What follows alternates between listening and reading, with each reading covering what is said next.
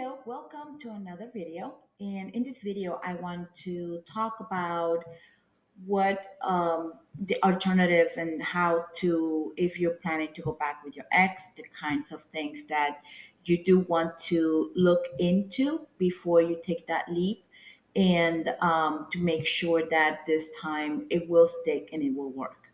All right, so my name is Emil, and I have been helping people get divorced for the last 10 years. It's my life work. I absolutely love to help people transition to the other side of pain and make something amazing with their lives going forward.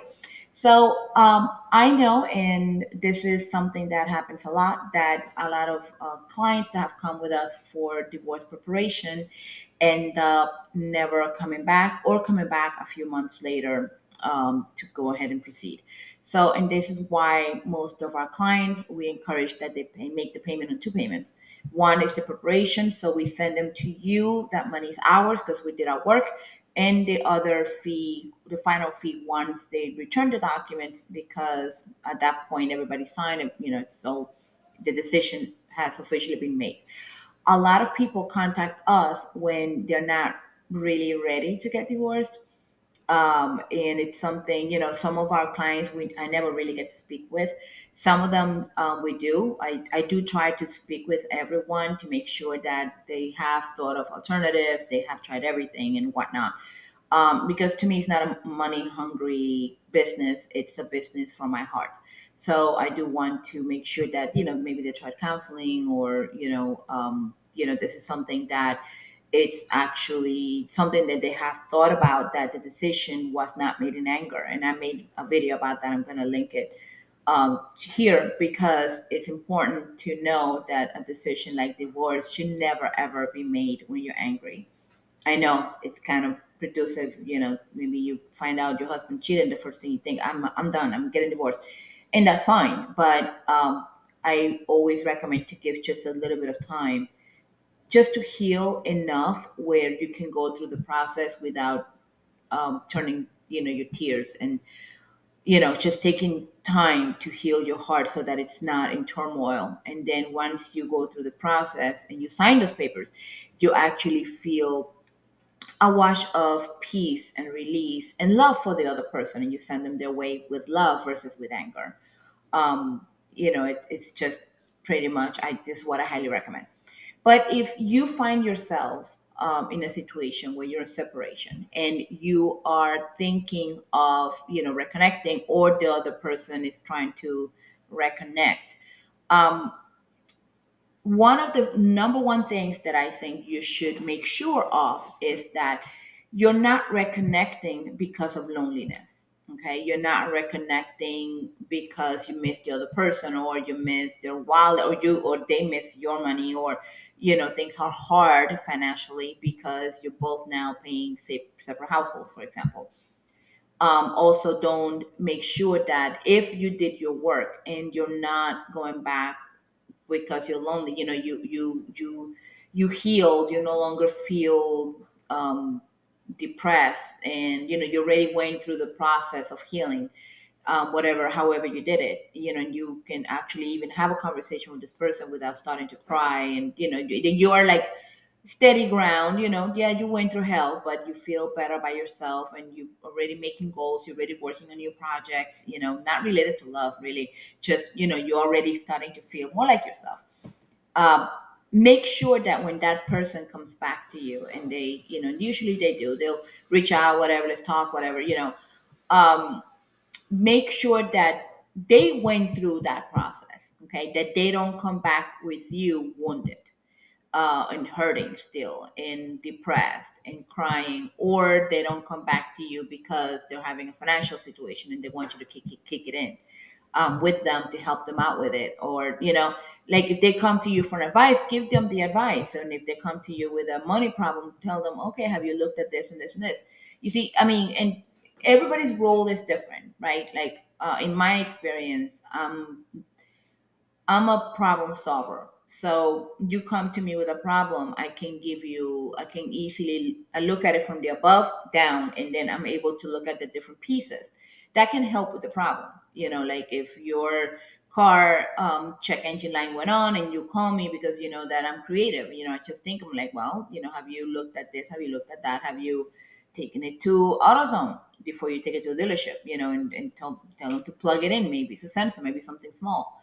And we don't need to fret about it. We don't need to worry about it. But in my case, the person that contacted me, he was all up in arms, about, oh my God, what am I going to do? Oh my God, it's so much money. I'm like, bro, relax. You don't even know what's wrong with the car. How am I going to get to work? Well, Uber. I mean, there are options. And they said, yeah, I just downloaded the app. I'm like, oh, there you go. There you go. I mean, in the past, to be honest, and raw here, I would have probably sent him money. I would have maybe I mean, he now lives more than an hour away, but I probably would have even driven over there and taken him to work.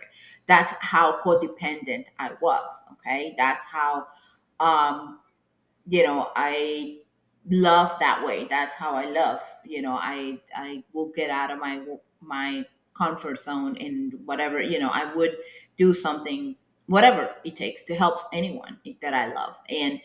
Um, and I think he kind of was taken aback a little when I just gave him different options, take it to AutoZone. Like, I mean, and then he kind of got into his own strength, and I allowed him the chance and the opportunity to find solutions within himself. But my point with all this is that I realized at that point that he was, after weeks of not hearing from him, he was calling me because he had a problem, and he knew that I had the skill set and the calmness to come up with solutions, versus him, that he gets very emotional and all in his head, and oh my God, the sky is falling. So, and that's, I guess that's where that helped me realize that, gosh, that was such a wake up call, because looking back, I realized that I was always trying to appease him, make him feel better, which in turn took away from me being able to do things I wanted to do, or experience, or, any adventures I wanted to take, because I was always taking care of his emotional needs and his needs, and and validation and all those things, but it was all one sided versus together. But in the past, again, I am human. I make a lot of mistakes every day. In the past, I would have taken that as an opportunity to try to get back into the romantic realm.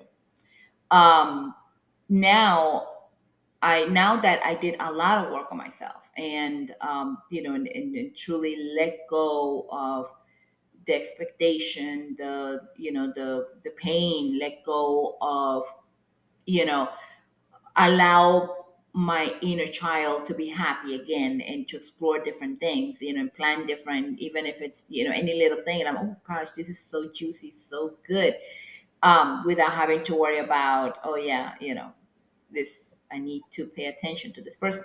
But the thing is, if you are in separation with your ex, when and if you reach out to them for the same reason, make sure that you reach out to them healed. Okay, because that's going to have your bullshit antenna really tingle.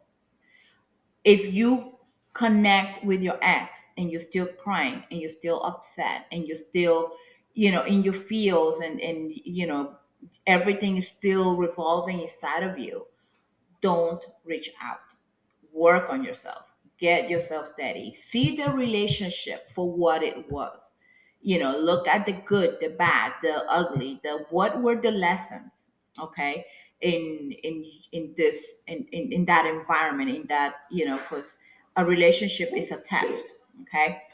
And when you do that, you need to definitely go in deep in yourself, unpack everything, okay, unpack everything, and truly understand how the relationship helped you to become to the next level, to prepare to whatever else is coming to your life, okay. But do not try whatever you do, try not to engage in physical sexual activities unless you are so healed that and that person did their work, because a sexual encounter will definitely bring you guys up to a different level.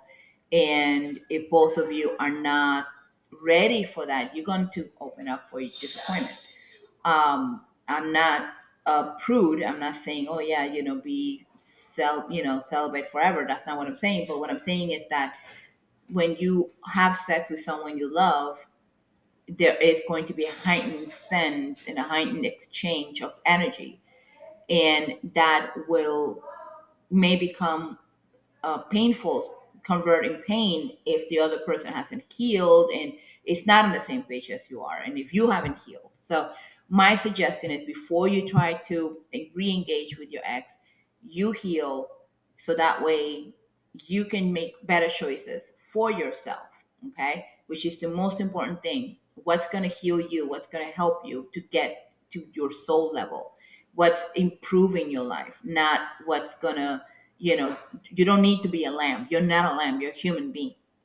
You don't need to sacrifice yourself. I give you permission not to sacrifice yourself anymore, and stand up for yourself, and stand up for what you believe, and stand up for, if you need to ask for forgiveness, by all means, do it.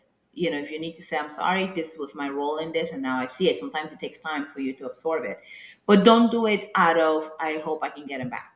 Do it out of, this is what I need to do to clear my own spirit, to, it's so that I can feel better about myself.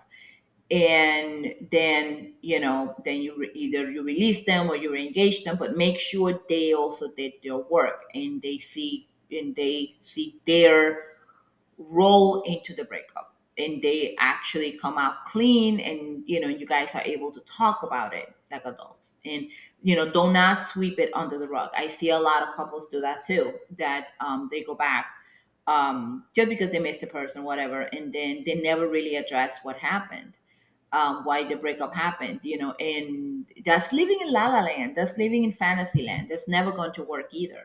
If you're not, because there's going to be pain that is hidden, and it's going to come out, bigger than ever. It's going to just give a big freaking blow up. If the breakup was one thing, this will be even bigger, because now you're adding layers of pain that was not cleared out, was not flushed out, was not handled, was not discussed, was not broken down, was not, okay, how can we avoid this in the future? None of those things happened. Those opportunities of growth didn't happen. Okay, a breakup is an opportunity to grow, either together or separate, but it's still an opportunity to grow. So I do hope that this video is helpful. And if it is, please share, subscribe, leave me a comment. Let me know if this helped you at all, so I can be encouraged to make more videos like this. Okay. All right. I love you. Thank you for watching. And I hope you have a fantastic day. Take care. Bye.